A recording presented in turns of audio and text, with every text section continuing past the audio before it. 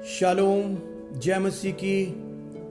खुदा के बेटे यीशु मसीह नासरी के नाम में आप सबों को मेरा सलाम। और मैं अपने खुदा का शुक्र अदा करता हूँ जिस खुदा ने आज भी हमें ये दिन दिया, आज भी हमें इस ज़मीन पे ज़िंदा रखा ताकि हम उसके बेटे यीशु मसीह नासरी को इज़्ज़त और जलाल दे सकें।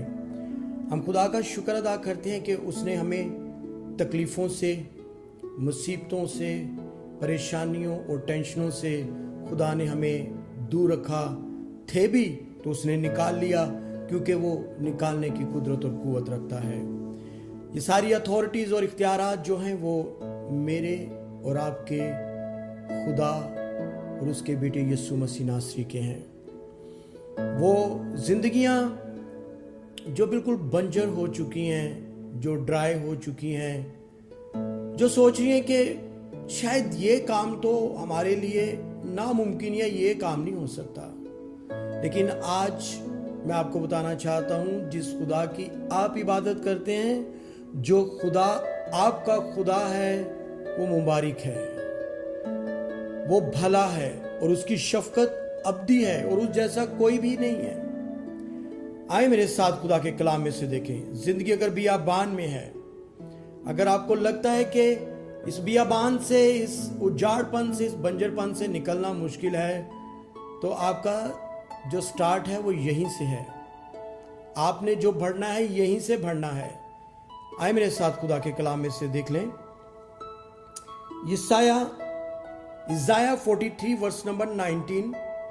खुदा के कलाम में लिखा है, देखो मैं एक नया काम करूंगा, अब वो ज़हूर में आएगा, क्या तुम उससे नावाकिफ रहोगे? हां, मैं बियाबान में एक राह और सहरा में नदियां जारी करूंगा। यह प्रॉमिस आपके साथ है, ये वादा आपके साथ बड़े गहरे तौर पर किया गया है ताकि आपकी जिंदगियां उस बहाली की तरफ जाएं। आपका गिराया जाना, आपको किसी तरह से तंग किया जाना, आप परेशान हो चुके हैं, आप एक ऐसी जगह पर खड़े हैं कि लगता है कि नहीं, मेरे आगे भी मौत है, पीछे भी मौत है। लेकिन आज मैं आपको बताना चाहता हूं कि खुदा का कलाम हमें जो बयान कर रहा है वो कह रहा है कि देखो मैं एक नया काम करूंगा। और ये आपके लिए नया काम है, मेरी बहन, मेरे भाई। ये आपके लिए आज खुदा के कलाम को कबूल करें और खुदा आपकी ज़िंदगी में एक नया काम करने को है, क्योंकि यहाँ पे हमने पढ़ा है कि वो नया काम करेगा। और आगे लिखा है, हाँ मैं बियाबान में कंफर्मेशन है इस बात की कि जिस खुदा की आप इबादत करते हैं वो आपसे ये प्रॉमिस कर रहा है कि वो बियाबान में, वो बंजरपन में से सब कुछ खत्म कर देगा। वो हरियाली, खुशहाली, बहाली आपके लिए है, क्योंकि आपके खुदा ने आपसे वादा किया है। अगर आज आप बियाबान में हैं तो घबराए हुए हैं, शुक्रगुजारी नहीं कर रहे, तो शुक्रगुजारी करनी शुरू करें और बुड़बुड़ाना खत्म करें, ताकि आपका खुदा आपको एक स्टेप जब आगे लेके जाना चाहता है। तो जब हम खुदा के कलाम में देखते हैं ना कि कौम बनी इसराइल को खुदा ने जब मिस्र से निकाला और उसने अपने सारे के सारे वादे पूरे किए, 40 दिन का सफर 40 साल का बन गया। लेकिन उन 40 सालों में भी जो खुदा ने अपने लोगों को नहीं छोड़ा, उन 40 सालों के अंदर भी खुदा ने मन भी देता रहा और उनके जूते भी जो हैं वो नहीं टूटे और कपड़े भी उनके जो हैं वो नहीं फटे, ना पुराने हुए, क्योंकि खुदा ने अपने लोगों के साथ जो वादे किए हैं वो उनको पूरा करना ही है खुदा ने। और आपके साथ वादे हैं। खुदा ने क्या कहा कि मैं तुम्हारे साथ हूं। वो अगर हमारे साथ है तो आपको इस बात का यकीन होना चाहिए कि हाँ, मेरे साथ मेरा खुदा खड़ा है और मुझे कभी भी वो गिरने नहीं देगा, कभी भी वो मुझे ऐसे पड़ा नहीं रहने देगा। मेरी बीमारी मेरे लिए नहीं है, क्योंकि उसने वादा किया कि मैं तुझे शिफा दूंगा। तकलीफ़ें मेरे लिए नहीं है, क्योंकि उसने सारी की सारी तकलीफ़ें हमारी उठा ली हैं।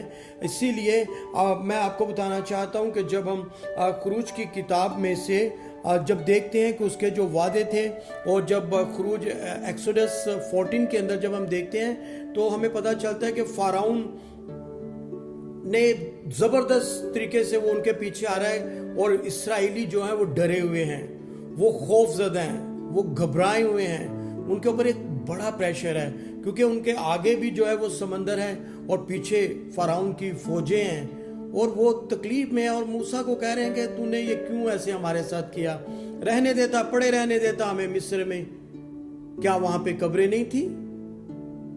इसीलिए हमें वहीं पे पड़े नहीं रहना। यहाँ ऐसा नहीं सोचना कि ठीक है हमारी जिंदगी ऐसे गुजरेगी, ठीक है हमारा इसी तरह से चलता चला जाएगा, लेकिन नहीं। मैं आज आपको ये कह रहा हूँ, और खुदा का कलाम बयान कर रहा है कि हाँ, मैं बियाबान में एक राह और सहरा में नदियां जारी करूंगा। वो आपके लिए नदियां जारी होंगी, सहरा में रास्ते बन जाएंगे। खुदा ने क्या कहा? मूसा ने भी लोगों से कहा कि तुम डरो मत, चुपचाप खड़े रहो और खुदा के काम देखो, खुदा तुम्हारे लिए करेगा। और बाइबल मुकद्दस हमें क्लियरली बताती है, 14 चैप्टर नंबर 14 में क्लियरली बताती है बाइबल के पानी जो है वो 2 हिस्से हो गया, और कौम बनी इसराइल एक बियाबान से निकलकर बहरे कुलजम से गुजरकर उस जमीन पे जा पहुंची। और जब वो सुबह को जब उन्होंने देखा कि जब वो घोड़े वो रथ फ़िरौन के जब पीछे आ रहे हैं, वो तब तक भी इतना पानी देख के मैं सोचता हूँ कि उनको यकीन क्यों नहीं आया कि खुदा हमारे साथ है। लेकिन खुदा जब अपने लोगों को निकालता है तो दुश्मन उसके ऊपर वार नहीं कर सकता, दुश्मन सामने ठहर नहीं सकता। और खुदा के कलाम में लिखा है कि सुबह के टाइम जब अर्ली मॉर्निंग ऐसी एक हवा चली कि समंदर जो है वो एक ही हो गया, और जो फ़िरौन की जो फौजें थी वो सारी की सारी जो है वहाँ पर दब गई, नीचे वो मर गए, वो तहस नहस हो गए और कुछ भी नहीं बचा। इसी तरह खुदा का कलाम हमें आज बताता है कि अगर हम बियाबान में हैं, बंजरपन में हैं, उजड़े हुए हैं और लोग उजाड़ देना चाहते हैं, रास्ते बंद हो चुके हैं, लेकिन आपके लिए रास्ता खुला हुआ है, क्योंकि जिस खुदा की आप वर्शिप करते हैं, जिस खुदा की आप प्रस्तिश करते हैं, वो यहोवा खुदा है, वो यहोवा शालोम, यहोवा यरी खुदा है, और वो अडोनाई एलोहीम, वो बनाने और संवारने वाला है, वो हमारी मंजिल है, वो हमारा ठिकाना है, वो हमें उठा खड़ा करना चाहता है। लेकिन फक्त खुदा के कलाम में यहाँ पर लिखा है कि जब कंप्लेन पर कंप्लेन हो रही थी, हारून और मूसा से लोग जब कंप्लेन कर रहे थे, तो खुदा के कलाम में लिखा है कि खुदा ने मूसा से बात की और मूसा ने लोगों से कहा कि डरो नहीं, चुपचाप खड़े रहो और अपने खुदा के काम देखो। आपकी जो है, आपकी जंग जो है, आपका यहोवा खुदा लड़ेगा, क्योंकि वो यहोवा खुदा है और आप उसके बेटे और बेटियां हैं। मैं देखता हूं खुदा के कलाम में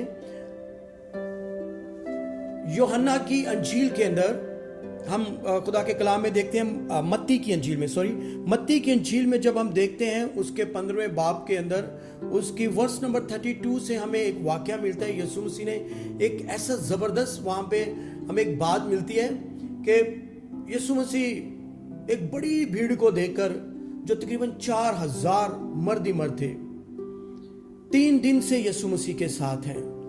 और यीशु मसीह ने अपने शागिर्दों को कहा, यार 3 दिन हो चुके हैं और 3 दिन से ये भूखे मेरे साथ चल रहे हैं, इनको कुछ खाने के लिए दो। और मैं आपको बताऊं कि उसकी अगर 33वीं आयत में वर्स नंबर 33 में देखें तो लिखा है, शागिर्दों ने, यीशु ने जब कहा कि इनको खाने के लिए कुछ दो, 3 दिन से मेरे साथ हैं, इनको जरूर है कि कुछ ना कुछ मिले।